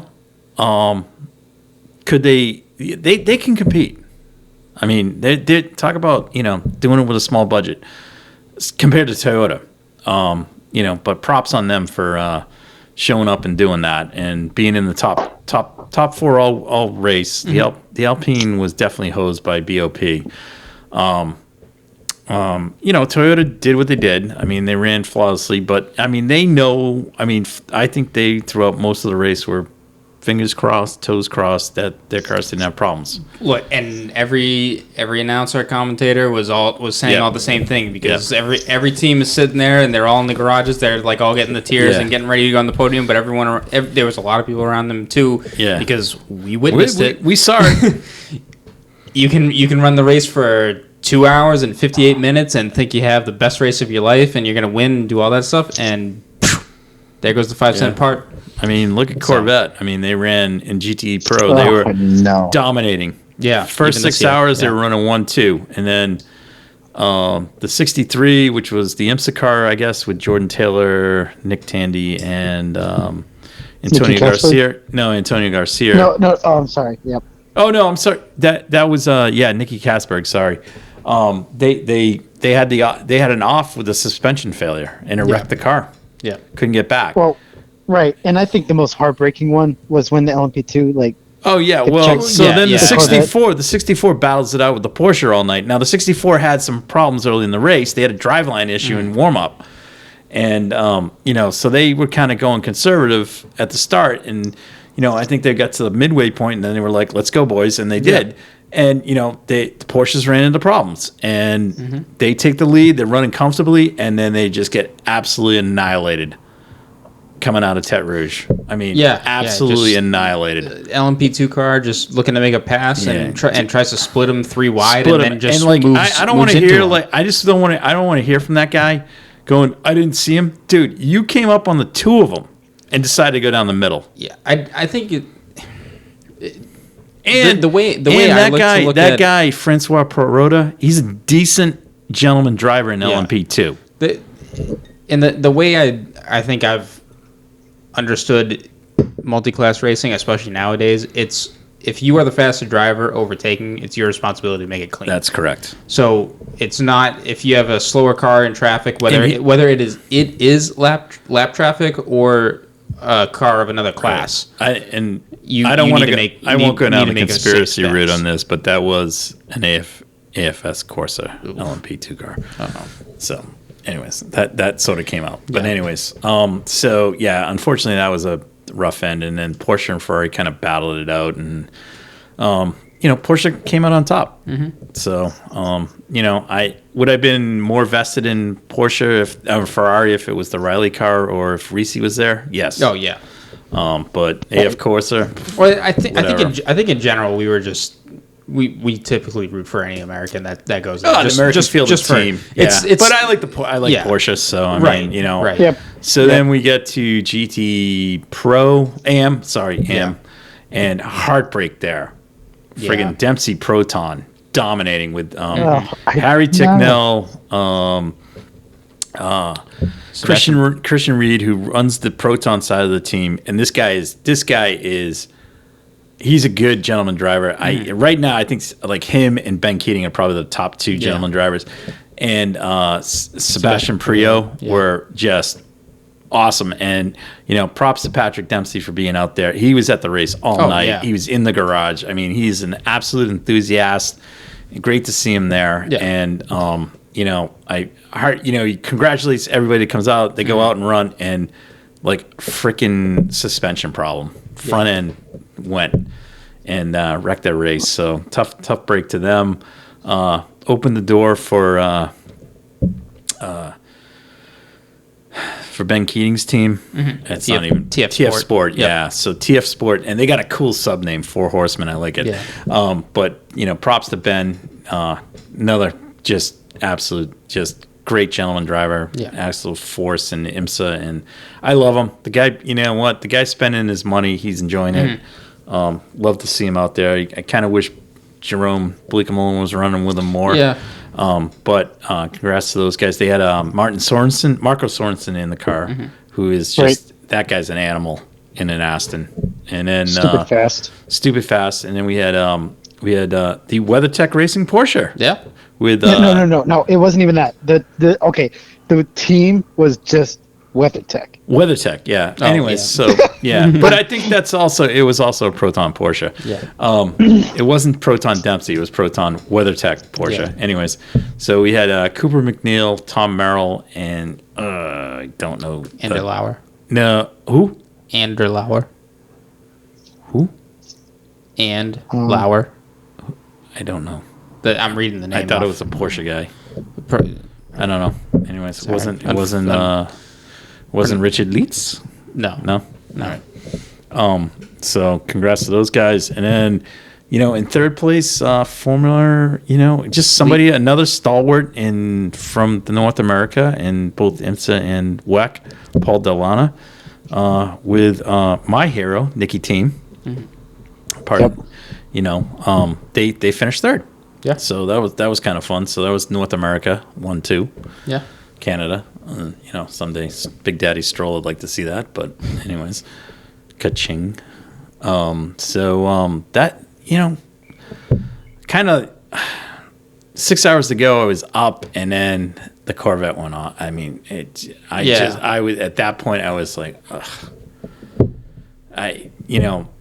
The Toyotas were just doing their thing. So, I mean, Brandon Hartley was doing a great job. The 7 car, which was Kobayashi and those guys, they had a couple offs. And it wasn't crew related. It was driver error. Yeah.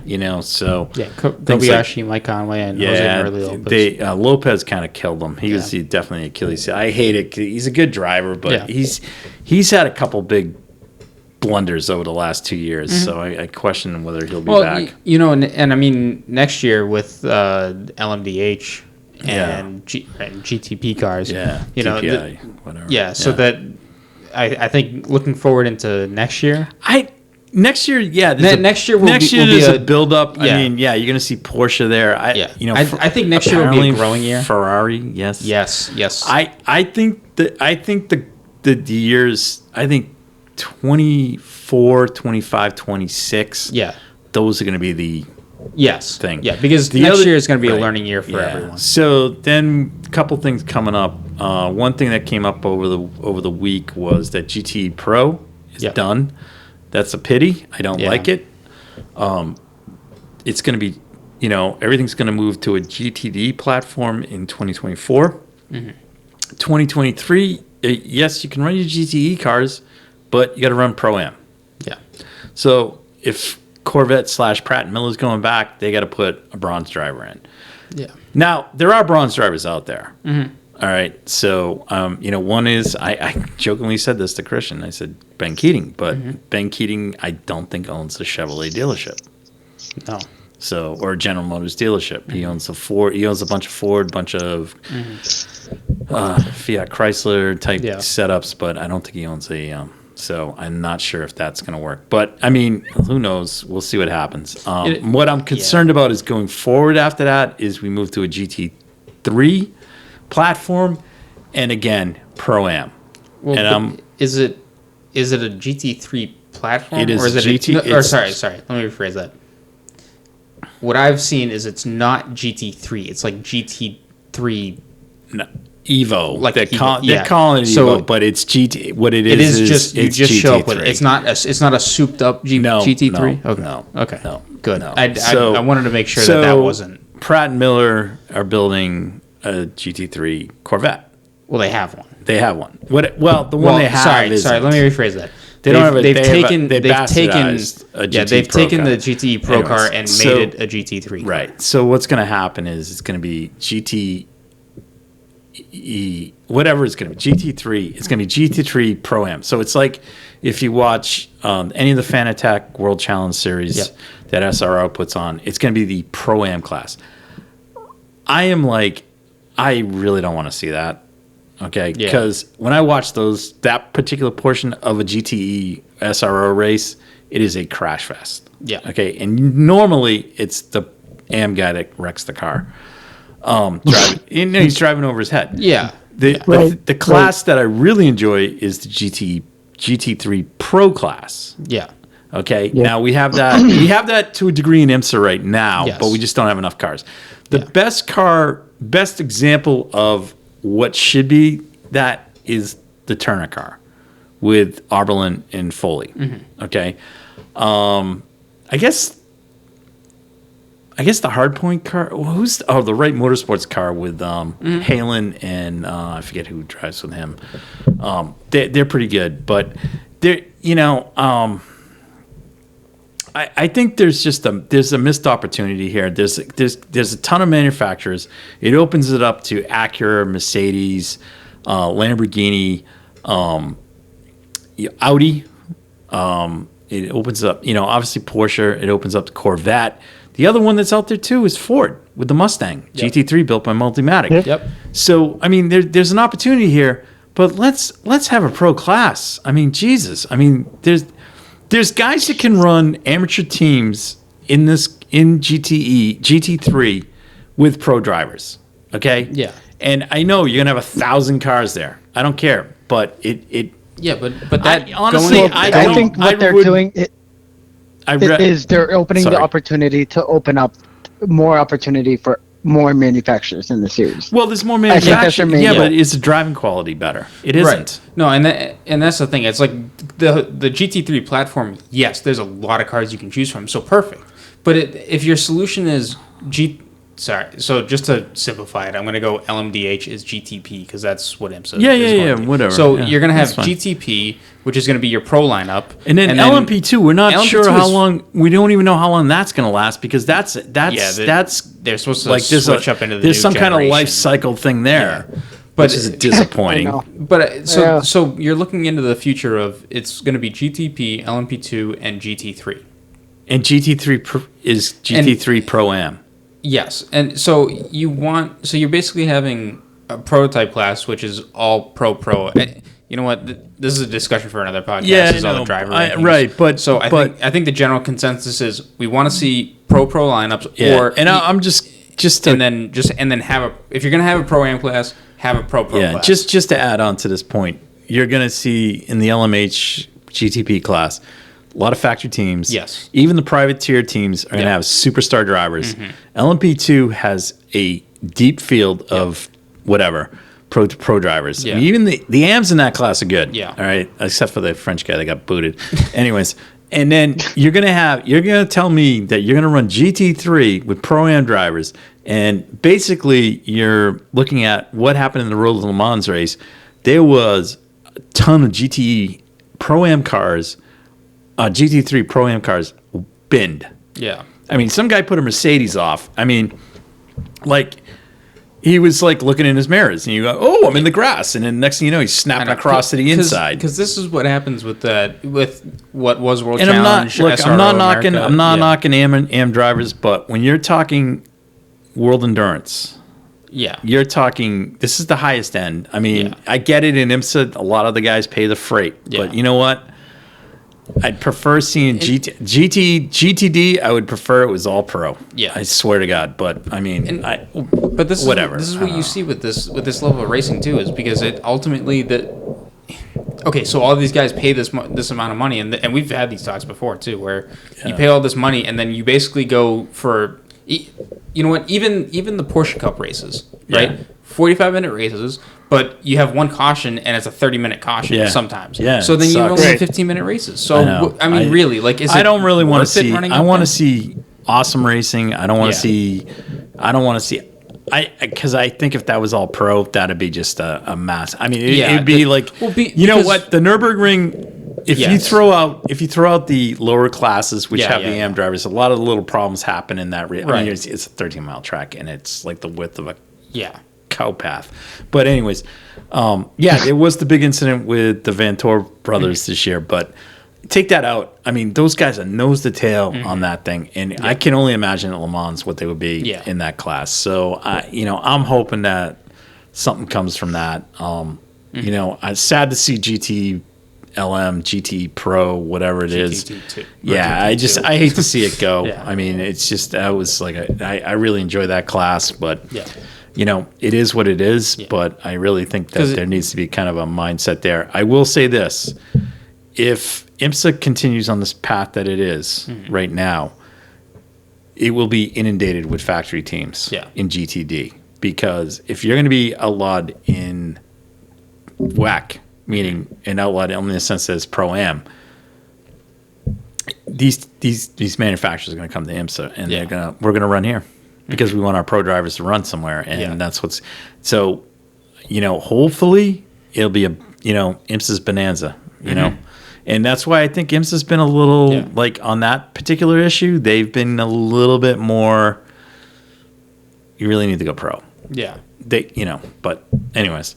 So Le Mans came to an end of an era in some ways. Looking forward to next year. Yeah. Going to be cool. Going to be the 100th anniversary of the race. Not the 100th running, but the 100th year of the race, because it was interrupted for both World War I and World War II. So looking forward to that. And then I'm really looking forward to 2024 as kind of the breakout. You know, I think you'll see, I know next year, I know Acura and I'm not sure if Cadillac said they're going back next year, but it looks like they're going to be 2024 definitely that they'll be there. So. Yeah, 2023 will be a growing year, and then 2024 you'll get a good idea of where everyone is. Yeah. All right. So that closes out just a wow weekend of racing. Yeah. So Canada and NASCAR next weekend, right?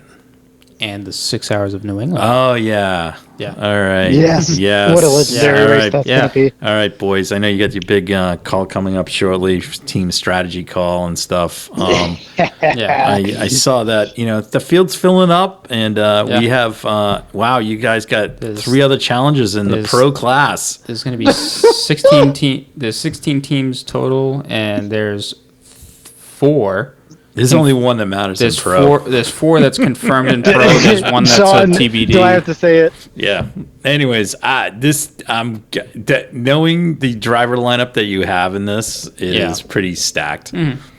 So yeah. So I feel pretty good about it. Hopefully, you guys don't have any purse fights about who's got the most driving time or who got nicked out by 10 minutes or what. That'll be. I hope you guys. I hope you guys just. My personal opinion is I hope you guys win. Yeah. Well, and that's just it. Christian and I and Sean, we've done many endurance races together. Look, our group think is we want to win. Yeah. We want to win. I mean, never mind class, but I think we really want to win overall. I mean, essentially. Yeah. So that's what I want to do. Yeah. So I want to do what means winning. And the ones where we've brought people in to us to fill in for guys when either say Nate you couldn't make it or Christian couldn't make it, we've brought folks in and they were like, oh, I won, and they were all excited, and it was like but we brought people into our teams that we feel can fit deliver in. Right. Yeah. It's very. No. It's not you got to fit the system. You got to fit the system. But I mean, look. There's been some folks like somebody like Justin who doesn't drive a ton. Yeah. Used to, but didn't, Yeah. and he comes in and he goes in with you and Nate, and they win, and his times are right there. We bring some other folks in, and they were like all excited, and they, some of the guys, we finished. Like we did two enduro karts, and it's just finding people with the right that same mindset. Because anyone who enters a competition, you want to win, right? But there is a lot of work that goes on off the track that needs to take place in order to do well. And I think with the group of guys that we have going in this weekend, there's 5 of us that have done endurance races online together, and Charlie's like the only one, right, that hasn't. No. Charlie did it with us one time. Sorry. Hugh. And Hugh is the one we haven't gotten in on that stuff yet, but I think he's been at school while he's been doing that. So I just want to give a quick shout out to Evan Rackison. I am so pumped that he's going to be on the team. Yeah. And I'll tell you, Evan is a very fast. He's very fast, both in karts. Anything he drives. The iRacing, he's quick. Yeah. And then shout out to him when he's doing SCCA spec racing. I mean, he's just doing basically a rental car. Yeah. And he's always up front. So, and you got Gomesy.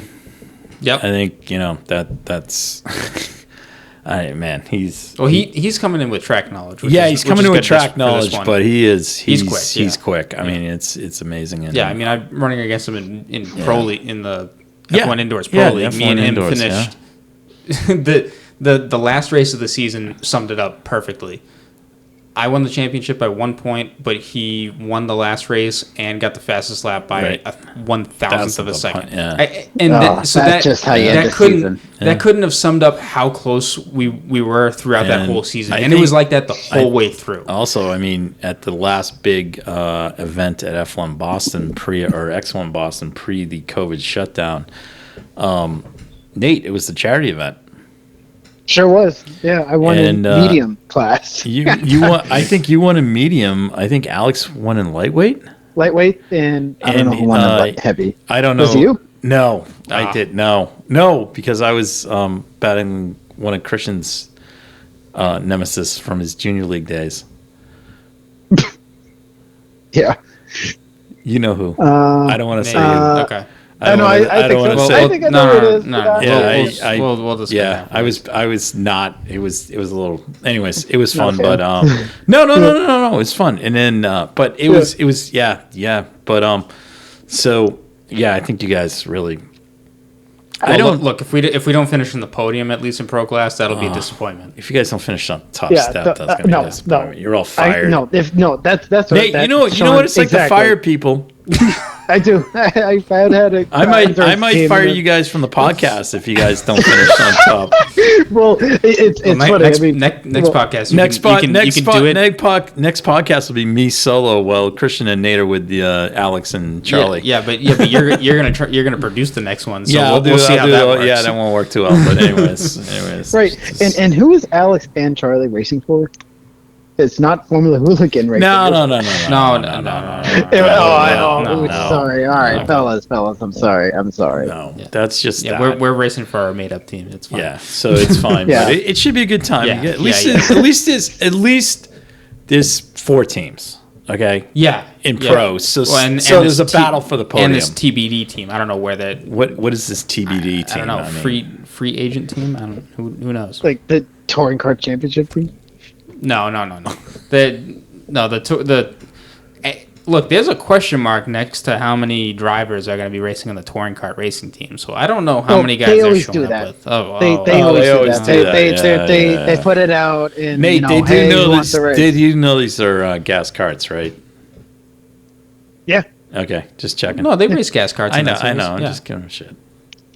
Well, I mean, you got a problem with electric cars? I have a problem with Nate racing against them because I don't really think Nate's committed to going. Look, I'm out. I'm with them forever. Look, I've won. I'm the current champion in touring car championships. So right. Yeah, but you're not defending your title, Nico Rosberg. Breaking news! Breaking news! I'm going to defend my winter championship. Oh, all right. So is that in the big boy class? Yeah. It's a big boy class for sure. Yeah, well, I mean, if you look at the points, I did win overall because I got the most points. That's good. That's good. So, you go. Give yourself a pat on the shoulder. I call it overall, but Sure. You guys. Anyways. Yeah. Anyways, so that's exciting. Weather looks good for that. So, congrats. And then they do that rain or shine. Yeah. Yeah. So that'll be good. Fortunately, Christian's good in the rain. So. Yeah. Christian and Evans. I think Hugh is too. Everyone. I think Hugh's good. Everyone on this team is good. Alex. I don't know about that Nate Levitter. No. Alex is good in the rain because he ran Christian's Rotax in the rain. Nate Levitter, I'm not so sure about Nate. Yeah, he's kind of. I'm pretty good. Yeah. I had a jetting issue last time I raced in the rain. No, but we put Alex Gomesy raced Christian's Rotax. It was the first time in the. Alex stepped up and he thought his neck was going to fall off. Yeah. But it was awesome. F1 does that to you with the. I know, but he did a great job. We got caught out in qualifying because we went out on rain tires. Yeah. But I mean, like I didn't. Yeah, but the thing was, it was wet. So if I put him out on the dries, he would have put the cart off. Right. And then it's like, sorry, you can't race. And by the way, can you write a check? So I mean, seriously, that's what it is. Yeah, but he did an awesome job, and look at him now. He's like friggin' dominating. Yeah. So cheater motor. No.